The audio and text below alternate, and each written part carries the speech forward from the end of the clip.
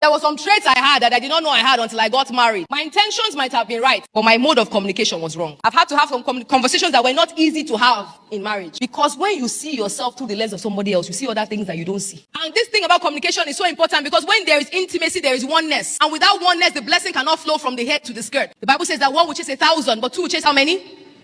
Some people are married, but they are not two. They are separate. Perfect example. For a lot of people that believe God for the fruit of the womb, you find out that there is lack of intimacy between both partners. I didn't say lack of sex, the lack of intimacy. And that's a trick of the devil. You know why? The house divided against itself cannot stand. So my husband will always tell me, let's be smarter than the devil. Remember when we believed God for the fruit of the womb, this was one thing he kept saying, let's be smarter than the devil. Because the doctor said that it was my own body physically that had the problem. And there's a tendency to begin to make yourself feel like he doesn't care because it is not him. These are seeds of doubt. But I had to now begin to work on my mind. So we had to consciously allow ourselves to not be divided against ourselves. Intentionally, I had to understand that whatever step of faith my husband is taking is because he's a man of faith, not because he doesn't care about my own body. And I had to now tell myself, love, the responsibility is yours to build your own capacity. Yes, he will stand for me, but yes, I must stand for myself. At that particular Shiloh that I got pregnant, my husband sent someone to pick the car to go and wash it. Somebody called me a few minutes later and said, love, are you okay? I'm like, I'm fine. He said, because your car is inside the ditch. I said, the ditch? And thank God for spiritual mentors. They told us, don't look at the car.